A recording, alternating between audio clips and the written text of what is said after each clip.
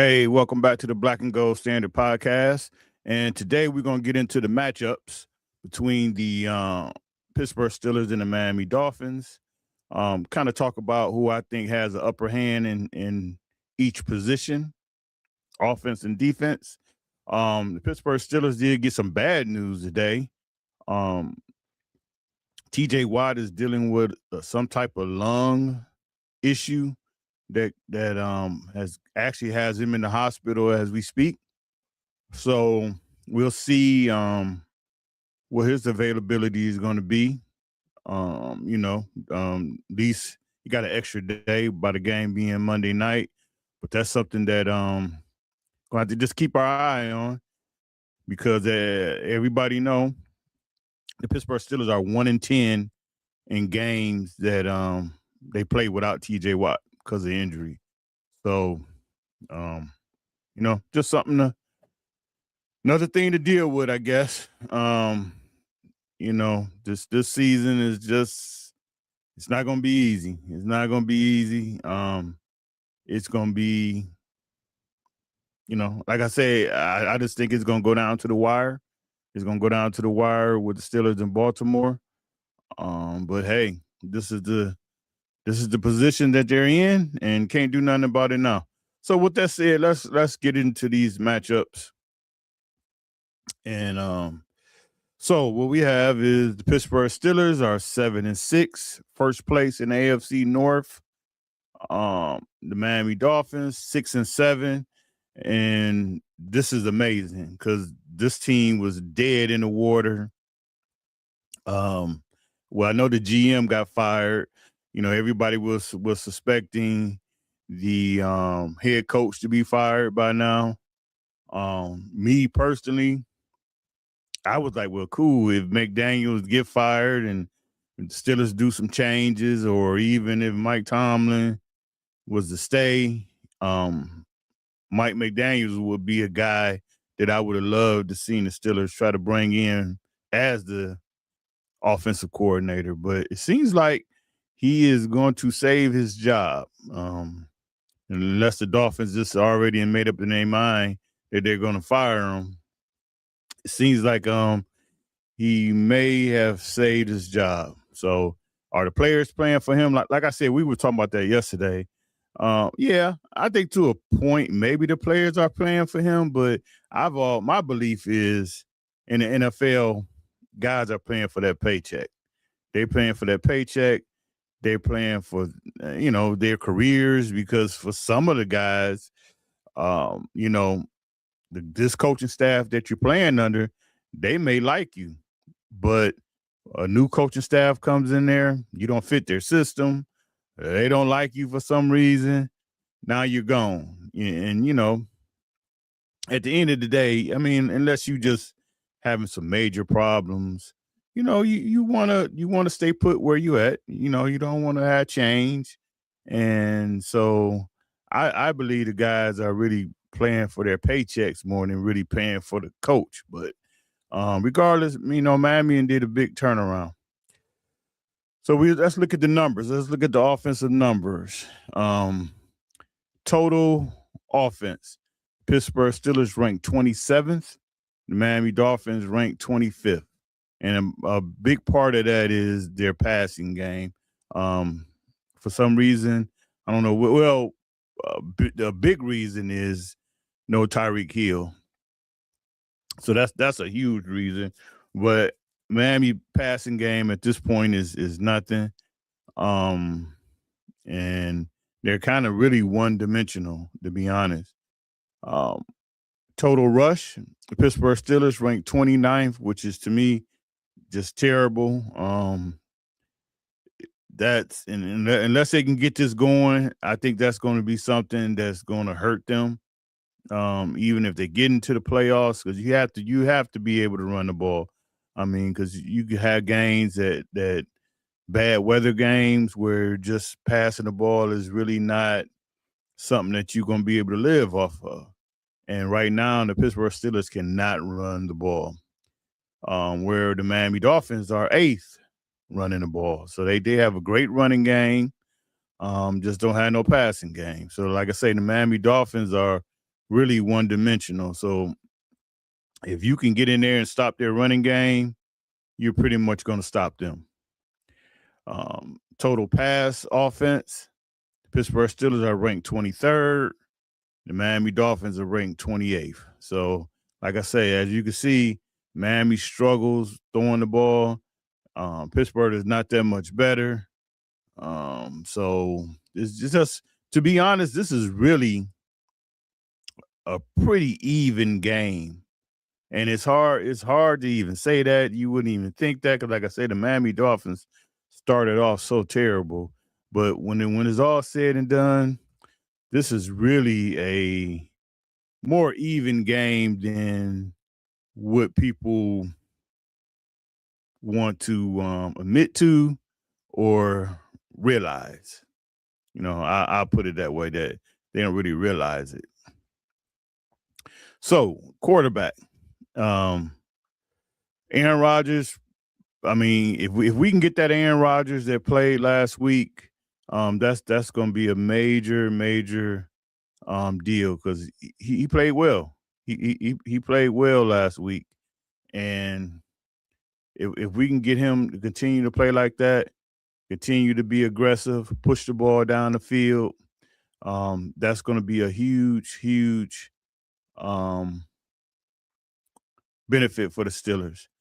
You flip over to Miami, Tua is just struggling. He to me, I think their coaching staff have really lost faith in him. So they're not going to really put him in a position to throw a lot of balls, throw a lot of passes, or really put the game in his hands. They want him to work off the running game, and a lot of quick play action, quick hitting passes. They're really not letting them throw down the field. Like I say, I think Miami coaching staff have kind of lost faith in him.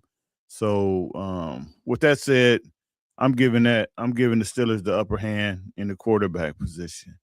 The running back position, it's a no doubter. Miami is definitely above the Steelers on that. A-Train, now I know he's dealing with a rib injury, but this is a guy that, if you remember just the Buffalo game, where Dalvin Cook was getting to the outside. Well, this is the guy. If he gets to the outside like how Cook was getting, he's gonna take it to the house. This is a legit home run hitter. Whenever you have he has a ton of carries, so this is not a guy that got like 10 or 15 carries. But whenever you're averaging 5.8 yards a carry in the NFL, you're doing something. You're doing something major. And this guy, he's a blur. So can't be missing tackles. Can't be letting him get to the outside and there's nobody there but just a corner. He's going to outrun him. So I'm definitely giving the upper hand to the Dolphins in that. And the Steelers, I mean, I like Warren. I like Gainwell, but the Steelers just won't commit to the run. For some reason, they just won't commit to it, and or they just believe they can't run it. It's one of the two. But with that said, we're gonna go over to the receivers. Again, Miami would have this if Tyreek Hill was there, but he's not. Waddle is still a threat. He's still a threat, but it's just him. So I think Waddle is kind of dealing with the same situation that Metcalf was kind of dealing with. Well, they're both kind of dealing with the same thing, where really y'all, those two are their only threats outside. So, I'm quite sure Waddle has been seeing, double coverage. Now, the only thing that's been helping him is Miami has a run game. So, you can't just concentrate, because, sometimes that extra man that you want to use to double Waddle and take him out, you gotta commit that guy down in the box to help stop the run game, where Metcalf really didn't have that. But as you seen last week, they put some real NFL receivers out there, and just for them to have a threat, um, it opened up DK, and DK had a huge game. So I just think right now, I'm taking the Steelers just on the fact I kind of like DK over Waddle, but also the Steelers just as a group might be a little stronger than the Dolphins. So I'm gonna give that upper hand to the Steelers. The tied in situation, same thing. I don't know. Um, will the Steelers have Washington? That's probably going to be either a game time decision, or that's something that you probably won't find out until at least like Saturday, or maybe even Sunday. So with that said, I still think the Steelers, they got the three-headed monsters. Even though I kind of think they're kind of going to get away from that, putting three tight ends on the field. I mean, they're probably going to still use it a little, but you won't see it as much, because I think at this point, Rodgers is not having it. I think he know to win games in this league and the way offenses is played, you can't play that type of offense consistently. Not saying that you can't play it at all, but to play it as much as the Steelers were playing that, that's just not going to happen. So I still give the upper hand to the Steelers with the tight end situation. Offensive line, to be honest, I kind of went back and forth with this, and I gave it to the Steelers, but the more I think about it and did a little bit more studying, this probably should have went to Miami, but I end up giving it to the Steelers. But to be honest, both of these lines are. Well, I can't even say they're really even, because Miami can run the ball. They can run the ball, and they're not really doing it because they're scheming. They're just lining up and running the ball. And also it helps when you have some good running backs back there that making some plays and helping the offensive line out a little bit. I gave that to the Steelers, but I don't know. That's kind of up in the air on that one. Move to the defense. So the numbers for the defense, total defense, Pittsburgh Steelers is ranked 28th. Miami Dolphins is ranked 19th. So as you can see, Miami is really not almost middle of the pack defensively, and don't really have a lot of big names on their defense. But um, now this is what amazed me, and this how you really got to look at it. This is how bad the Miami Dolphins run defense is. Now, as much as we cry and bellyache about the Pittsburgh Steelers run defense, the Steelers run defense ranks 21st. The Miami Dolphins run defense ranks 25th. So as bad as Pittsburgh has looked, Miami has been worse. So that's what I'm saying. Like this is another game where I would hope the Steelers try to some kind of way commit to the run game. They just need to commit to the run game, and just try it, because this is a defense that you can run the ball against, and they just need to do that. And just to help your defense out, get that time of possession down, run some clock. I mean, maybe you might run and it might not don't lead to any points, but just eat some clock up. So we go to the total pass defense. Pittsburgh Steelers is 28th. Miami Dolphins is 12th. Now I think that 12th is a little misleading. I think Miami's run defense is so bad that I just think a lot of teams are not throwing the ball on them. I mean, because they're probably looking at why throw the ball on them when you just can run it all day. So I don't think they're as good as that 12 might represent. That's just me. On the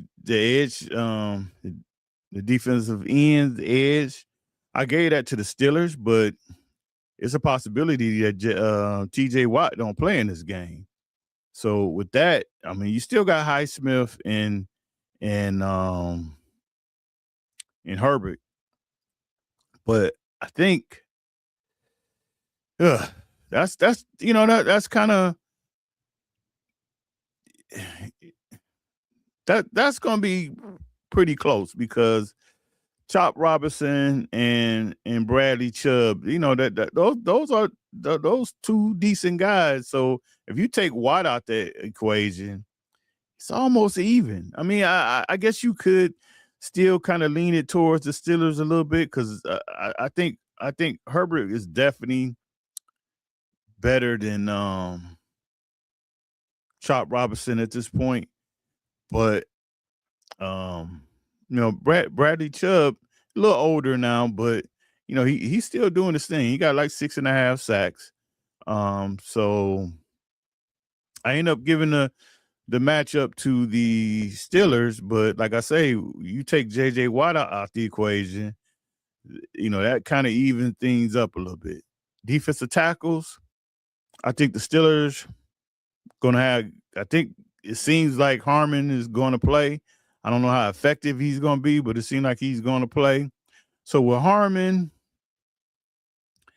Hayward, Benton, I gave those guys the edge over the Dolphins because, like I said, the Dolphins' run defense is soft, and you can run the ball on these guys. The big rookie Kenneth Grant, he's starting to come around now. He started off kind of slow, but with that said, I'm giving that to the Steelers. The linebackers, to be honest, I think Jordan Brooks. I mean, this guy's just a tackling machine.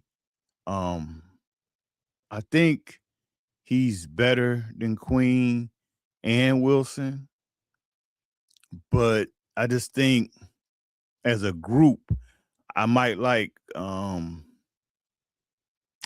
Queen and Wilson a little better. Then even if you put Holcomb in there, because I think Holcomb.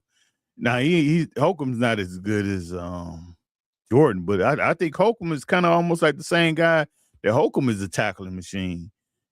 Whenever I mean the Steelers haven't played him a lot, but whenever he gets in there and play, he's always the leading tackler. He always, he's one of those guys. He find the ball and make plays and make tackles. But with that said, I'm gonna give that to the Dolphins because, like I say, I just think I like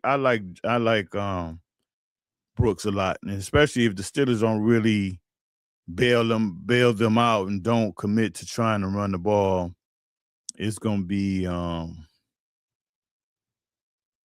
that's coaching malpractice. Because I think one of the reasons Jordan has so many tackles because their defensive line is not doing anything, so he got to make all the tackles. So, he might be one of them guys that he's getting all these tackles, but they might be 7 yards down the field, which that's okay.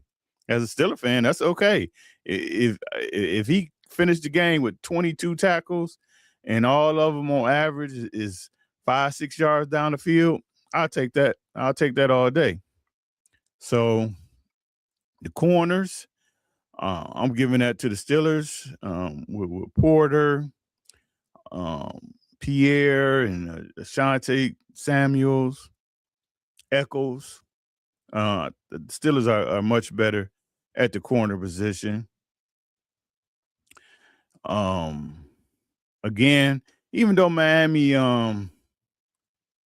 is ranked pretty high in pass defense, I think part of that is just I don't think people are really passing the ball against them because, again, why should you sit back and throw the ball 30, 40 times when they can't stop the run. The safety position, I gave that to the Dolphins just for the fact I think Minka at this point is better than the Steelers safeties. Jalen Ramsey is, he's getting better. But this is a new position that he's learning. Um, you know, Minka's been an all pro. He's been an all pro at this position. So we got that in the wrong spot. I should have went over to the Dolphins, but that's my opinion on that. Even though Duggar should be back, and we'll see how he play. I don't know this hand injuries. He couldn't catch when he had two healthy hands, so I don't know how that's gonna work. But actually, I kind of like the Dolphins on this, and I think Minka is really going to be out here trying to make some plays, and Ramsey too. Ramsey gonna try to do his thing. Special teams, just because of the weather conditions, it should be cold, it should be windy. I'm always gonna take the bars. Wakeman has been kicking better, especially from last week. He had a good game last week. Patterson, kicker for the Dolphins. I really don't know too much about him, but like I say, I'm always going to take the bars, especially in these type of weather conditions. So I'm gonna get the Steelers the upper hand on that situation there. Coaching, man, this was a hard one because it's kind of weird. I think from a defense standpoint, both defensive coordinators are terrible. But then again, with Austin, you can't put everything, even though we want to, you can't put everything on Austin because Mike Tomlin has a lot to do with this defense.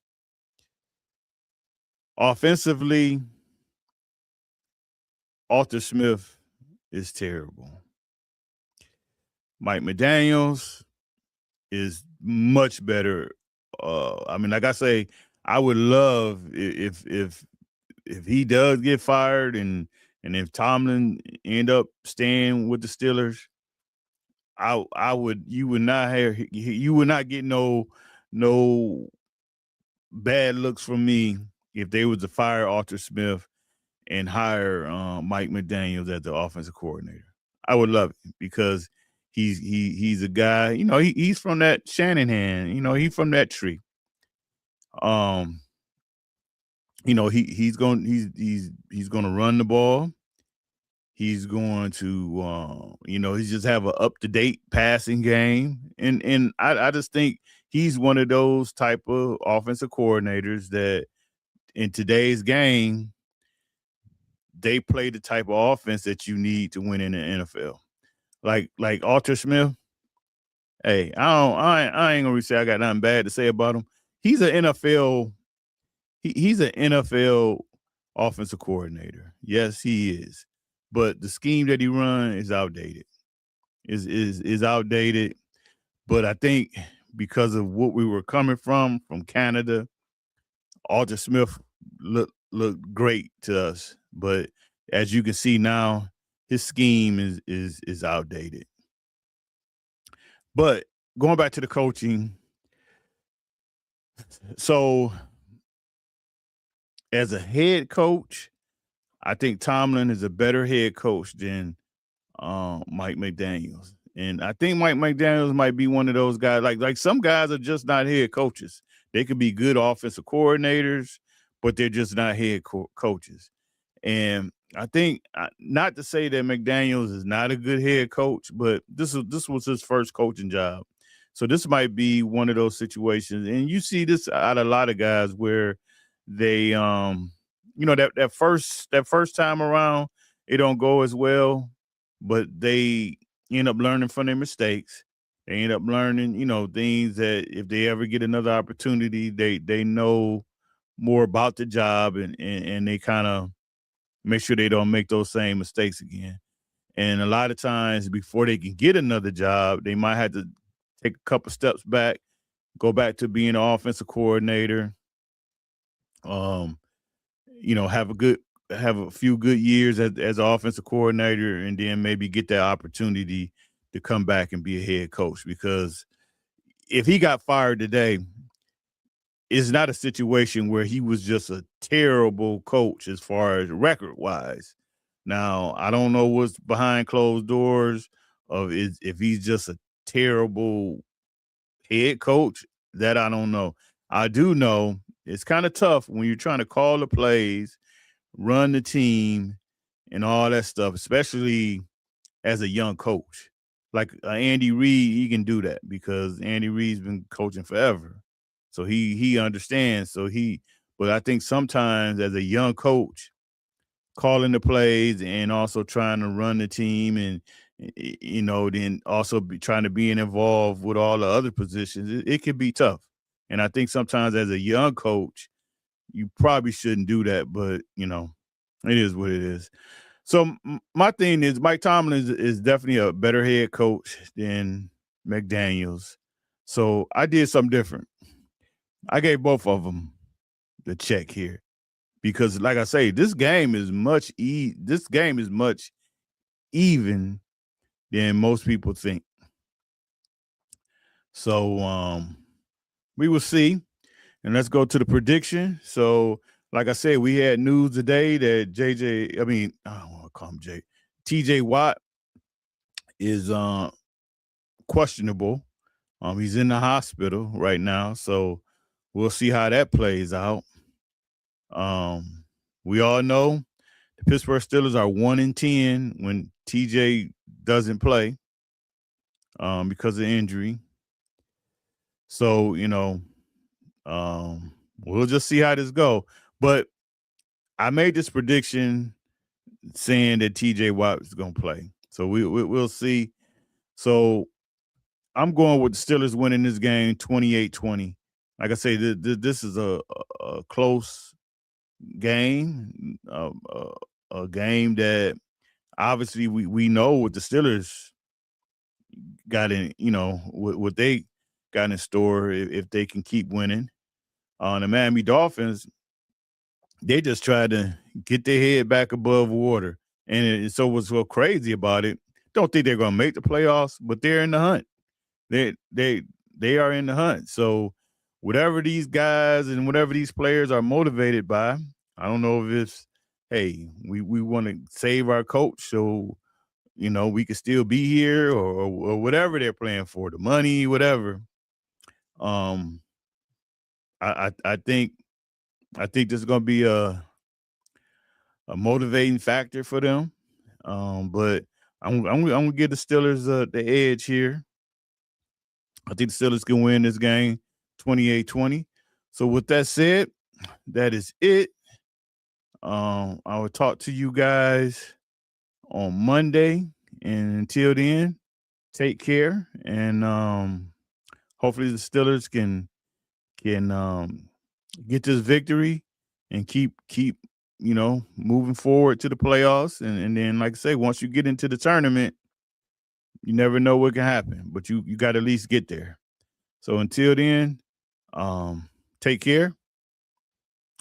Make sure that you like and subscribe, and I will talk to you later. All right. Bye-bye.